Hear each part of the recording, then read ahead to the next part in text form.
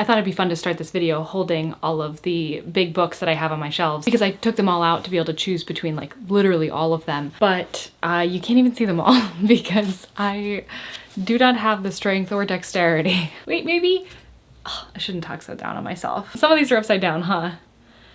I can't totally tell, but it looks like they are. Hi, my name is Sarah Freshly, and welcome back to Freshly Read Books. Now, where do I put this? You know, because like I don't trust the integrity of this very cheap table I purchased to be like holding this many very large books. I guess I'm gonna put them down here for now. Also, technically this isn't all of my big books because the Expand series is back here. They're included as well. Those are all, I'm pretty sure all over 500 pages. So yeah, that's what I'm using to determine what a big book is. It's over 500 pages. Also, I just realized that as a part of this video, I want to like wrap up what I read this past year for big book reading. And I don't even have those books. I don't even know what those books were. Hey, I have an idea. How about I say what I'm doing?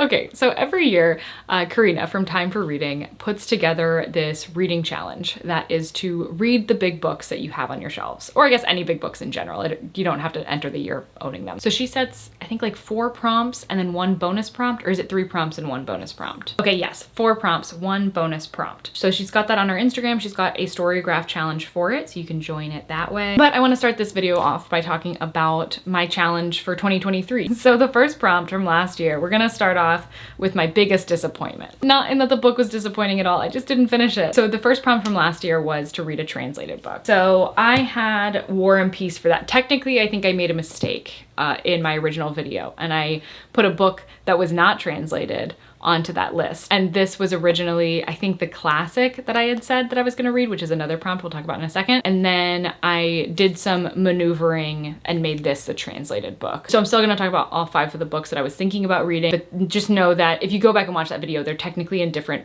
prompt slots because I messed up. So this would have been the book for a translated book, which is War and Peace by Leo Tolstoy, of course. And this one is translated by Anthony Briggs. There are many different translations of War and Peace. I heard that this one was the most accessible to a new reader and somebody, not a new reader, not like I just learned to read, be an intimidated reader, which is me. I'm an intimidated reader. So that's why I chose this translation specifically. And I ended up getting 500 pages to the end by the end of the year. So this book is 1,360 pages. So 500 to the end is like decent, but I didn't make it. That being said, I am trying to finish this up in January. I am on track to do so. I have just over 250 pages left. We're almost halfway through the month as I'm filming this, so that means that I'm on track to finish this in January. I started this in February of 2023, so I will at least have finished it within a year, just not within 2023.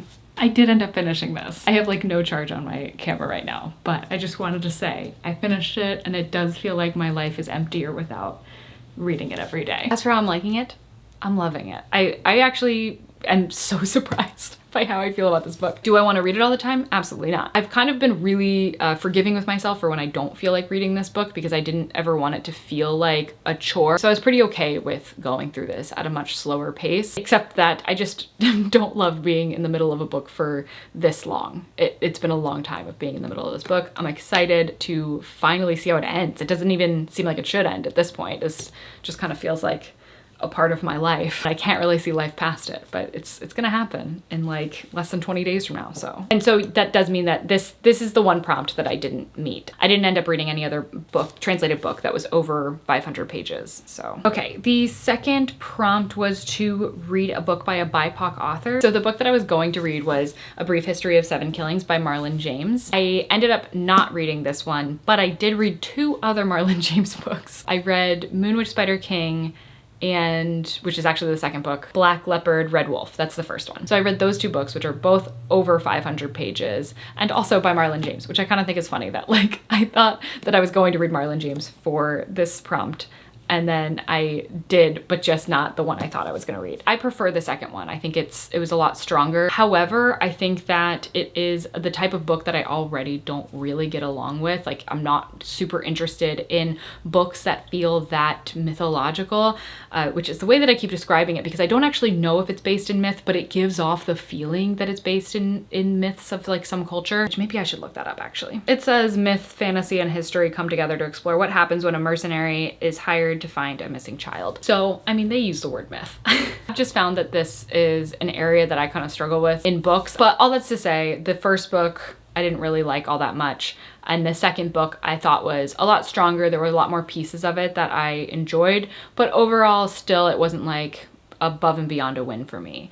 I still think that my favorite of his is going to be A Brief History of Salvan Killings. I think that there's a reason why I bought this book first of his instead of the other two that I read this past year. So I still think that this is like a strong contender for maybe what I'll read this year for one of the prompts. The third prompt was to read a book prize nominee or winner. I think I had a few options for this one, but I believe what I said I was going to read was A Little Life by Hanya Yanagihara. I think this is what I said. I didn't read this.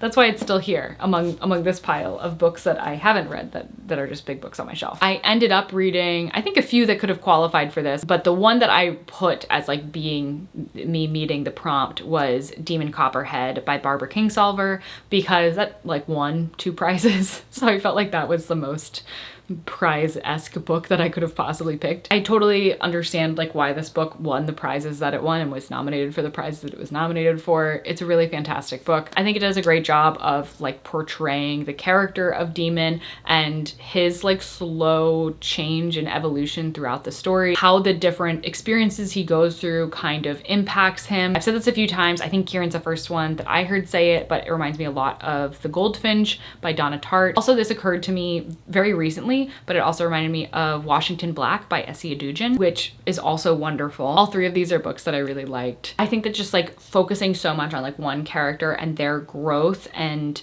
how circumstance impacts them, especially when they're coming from a like disadvantaged place, just opens up a lot of doors and opportunities for like being a great book. And this one did it. It hit the mark. It surpassed the mark. It did a great job. It's a good book. Sorry, can you tell that I've talked about this book a few times now? I'm trying to like say different things than I've said before, and it's really hard. Okay, the 4th prompt on the list was to read a classic. So this one I had Salman Rushdie's Midnight's Children for. It's a little bit newer to be considered a classic, but I believe it hit 50 years old like this year or last year from when it was initially published. And I read somewhere that that's the amount of time, like if it's still being talked about after that amount of time, it can be considered a classic. And so that's the logic I'm using. So that was the book that I ended up going for, and it was great. Like no one's surprised at all. It was fantastic. So this book's about Salim, who was born at midnight on the day of India's independence, like the exact moment that they became independent. Like that's when Salim's born. And then also there are 1,001 total children that were born like within that midnight hour. And Salim is like kind of connected to them. And also like there's like telepathy involved,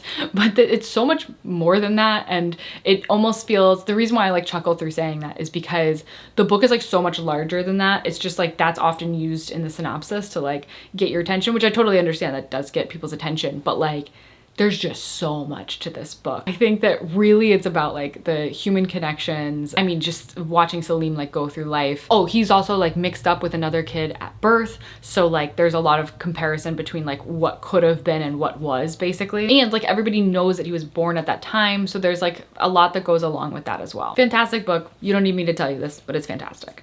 Another book you don't need me to tell you is fantastic because everybody else will do it as well, because they did for me, is the book that I read for the bonus prompt. So the prompt was a backlist big book, and I ended up reading A Fine Balance by Rohinton Mystery. This one was suggested to me for the first time when I posted my burnt sugar video, my review video of that book. And so of course I just automatically purchased it. And I think it might've been like in a haul video or I talked about it at some point prior to reading it. I got so many comments being like, that book was incredible, you're gonna cry, like all these really wonderful things about it, and they're all true. And I did cry a lot. I was a mess by the end of that book. This one's also set in India. I believe the story starts in 1975 and really centers around 4 people who are all strangers to each other, at least at the beginning of the book, and how their lives like changed through what was happening in India at the time. A Fine Balance is a great word for it because it really is about balance and also about like keeping hope and spirit alive when it doesn't feel like there really is much, and like what you can do with what you're given, and how you can acknowledge that like it's not enough and yet you can still have like this good life with it. It is definitely like a heartbreaking read. It's one that I think that I want to reread actually, which I don't do very often, but I did give the book to a friend immediately after reading it because I was like, you have to read this, you would love it. Okay, so now let's get into 2024, the prompts for the challenge. The first prompt is to read a book by a BIPOC author. I am very tempted to again do A Brief History of 7 Killings, but I might give like options actually for which books I'm going to do, because I am kind of going back and forth with a few of them. Because for this one, I also kind of feel like A Little Life by Hanya Yanagihara would be nice, and I really want to read this one this year. I'd like to do a reading vlog on sad books. I know it's not original at all to do a reading vlog for A Little Life. That was a huge trend not that long ago. I'd like to do maybe a reading vlog with like 3 books that includes this one that are just like all sad books. I think that'd be fun. So I think that probably one of these 2 I'll read for that prompt, and maybe both. Honestly, I might read both of those this year. 2 is to read a translated book. So I also have 2 options for this one. The first is The Girl with the Dragon Tattoo. Speak about being behind. This book like went through a huge, like everybody was reading this book. I was not interested in it at all, but it is on my 100 books bucket list poster, so I do have to read it eventually. Also, I did technically read 40 pages of it. So this was originally written in Swedish, I wanna say? Yes, Swedish, and translated by Reg Keeland. So it would be great to read this one. It's like a mystery novel, and I believe like detective, like a detective novel. Yeah, and then the detective has a like not assistant. I also don't want to say sidekick, but that was like the first word that came to my head. The detective has a Watson, and the Watson is, I think that that's the girl with the dragon tattoo. Like she is the Watson to the detective's Sherlock. I do think that I'll enjoy this, I hope. I did struggle with getting into it. I remember when I picked it up the first time, but hopefully this time around, and I would really love to get this off my shelf. It's been on my shelf for so long. But the other book that I might do is Mariana Enriquez's, oh my gosh, what is the name of that book? At Night, no, I was gonna say At Night All Blood is Black. It's not. It does have night in the title, right? What is that book called? I read her collection of short stories, which was The Dangers of Smoking in Bed. I really liked those. And then she wrote a novel that came out like this year or the last year, Our Share of the Night. Oh my gosh, that was killing me. Which is translated by Megan McDowell, who also translated The Dangers of Smoking in Bed. I don't know at all what this is about, but I really liked her short stories, so I kind of wanted to read Our Share of the Night. So I think one of those 2 books will be my translated book for this year. Number 3, The One That Got Away. I know which one I want to do for this one, but I'm scared of it. Donna Tartt's The Little Friend. So I read The Secret History this year. I had already read The Goldfinch. This is the only book of Donna Tartt's that I have not read. Technically, I've already started it. I think I read like 30 pages of it, but it was forever ago. Kieran was doing a like read along for this. I think it was called The Little Friend Along. And I want to say that it was in October of 2020. And so I got this book with every intention of reading it. Also, it's beautiful. It's like just an absolutely beautiful cover. And I don't know if the challenge had split up the reading into a certain number of days and figured out like how many pages for each day, or if I did that just to make sure that I would keep up with it. But I think I read like the first day's reading and that was it. So this very much did get away from me. And I think it's about time that I read it. I like Donna Tartt's writing, but the setting of this is not one that I really like all that much. And I think that that's why I'm nervous about it. One day is never ever discussed by the Cleve family. The day that 9-year-old Robin was found hanging by the neck from a tree in their front garden. 12 years later, the family are no nearer to uncovering the truth of what happened to him. I actually got a little bit more interested in it while I was reading that. So there's hope for us yet. Okay, 4 is the new To You one, which I don't really know what to do for this. I mean, one of the newest books on my TBR is Iron Flame. Maybe I will choose this. I don't usually choose books that are like this easy and readable for this challenge, just because I'm gonna read this no matter if it's a part of this challenge or not. But I think I'm gonna tentatively say that this is in it. But then I also feel like it could be good that if I get a new book that's over 500 pages this year, that could also count for this. But I had a lot of fun reading Fourth Wing, and it ended in such a way that I really want to start Iron Flame. So I'll probably be starting this I would say like at the end of this month, early next month. There's dragons, there's people riding them. There's a good like friendship group, which is my favorite part of it. I love friendship groups, especially in fantasy. There's something about it. And I feel like Rebecca Yarros did a really good job of like writing the interactions between them. And then we've got a bonus prompt, one that will stretch you. Well, I do know that this one would, just because this is the one I'm most terrified, I think, on my entire bookshelf of. It's a very intimidating read. It's huge, and like the people that love it really love it, and they tab like a million tabs in there. But I don't think that it's realistic for me to say that I'm gonna read both The Little Friend and Infinite Jest this year, but technically we'll say Infinite Jest is an option. Maybe The Lincoln Highway? This sounds weird because Amor Towles is like one of my favorite authors. Both Rules of Civility and A Gentleman in Moscow have coveted spots in my favorite books of all time list, but there's something about the setting of this that I do think would be a real stretch for me, which is the reason why I haven't read it yet. But also this is already on my BookTube spin list. And so I feel like to add it to this is almost cheating. Is it?